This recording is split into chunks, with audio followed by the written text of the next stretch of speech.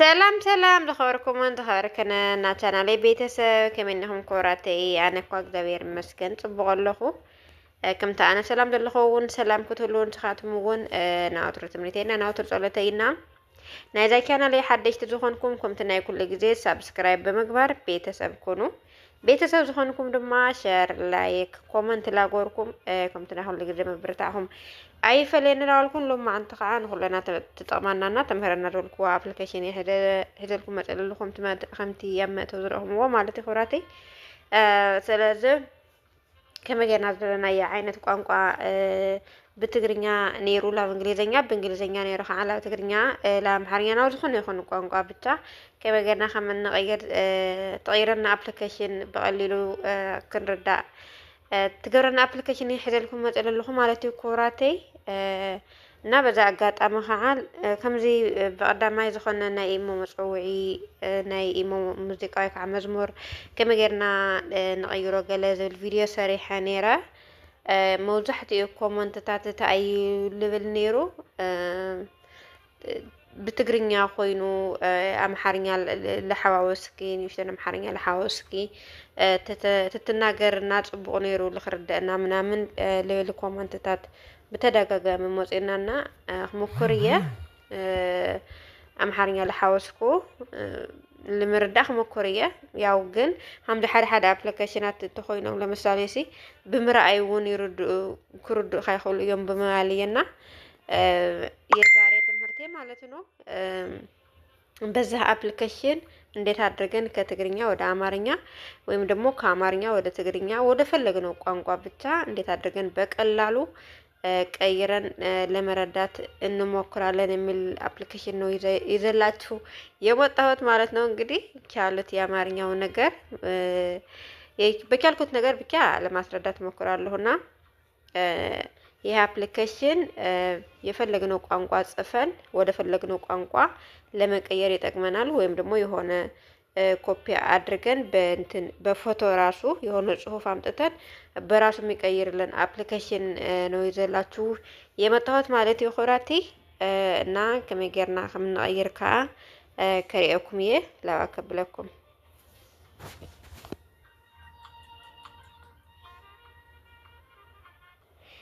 ቤተሰብ ተመልሰ መጽለኹ ማለት ነው እንደምታዩት አፕሊኬሽኑ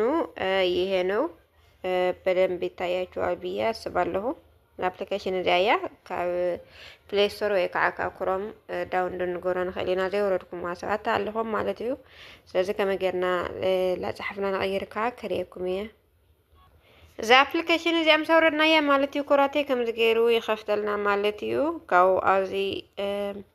از متحف زي زخنا لمثالي أنا كاب إنجليزية لا تقريني أي غير ينهم سخاتهم ممكن كاب تقريني لا إنجليزية يكال كاب تقريني لا إنجليزية كاب محارنيا لا تقريني كاب محارنيا لا إنجليزية منامن بتاع زرلهم وعين تقانقوا أزلا على زناي متحفي أو زي مالتي تزرلهم وهاجرات زرلهم وعين لانجوي بزت مرة تقوليهم ناي كلنا ناي محارنيا لو ناي عربي لو ناي إنجليزية لو ጃው ዲ ናይ ዝተፈላለዩ ሃገራት ቋንቋ ነው ተኣነ ዘለኹዎ ግን ብትግርኛና ብእንግሊዘኛ ስለዝኾነ ላከሪአኩም ማለት እዩ ካው ሃምዝ ጌር ምስ ከፈተልኩም ማለት እዩ ዝደለኹም ዓይነት ትቀይሩሉ ቋንቋ ምስ መረጽኩም ለምሳሌ ኣነ ብዘይ ሰላም ከመይ أمسيخة sorry إلا وزي كتصحف كلخو كما غيرهم صغير الليكا ياو تاب تقرنجا تصحفكو زي الله مالتي كم تخطكو كلخو أو زينيو مالتي ندالة كأير لنا مالتي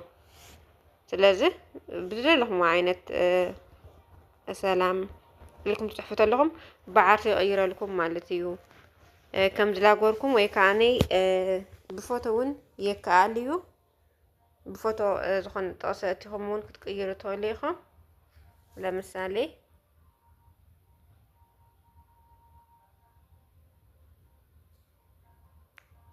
sorry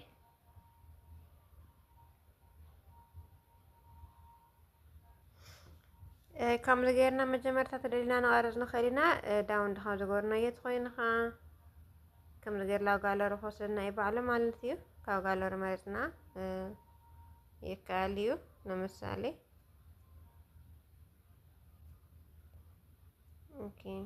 ዝኾነ ጽሑፍ ከእትየ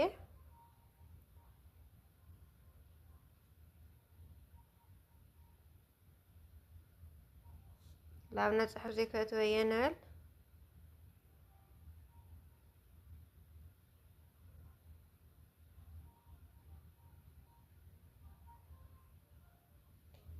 كاهم تغير خفتلنا اي خوراتي كاب فوتنا كاب زخون يخون تدلنا خا بزيان وكا مالتي خوراتي ويكا حدش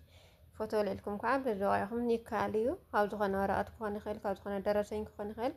كاب غالوري تدلهم كاب دالا ناي غالوري ملكتنا حريق جنو عمالتيو كاهم تغير لا غالوري خسلنا ايو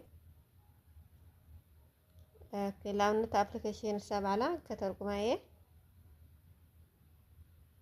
بقام زغير بالي ترجمنا مالتي خوراتي نرمع انتي تمرتنا جاءت مثل مالتيو اسكا مجارش حصلت هذا تركم نخا كولبي الى مسكن لاولكو سسنايو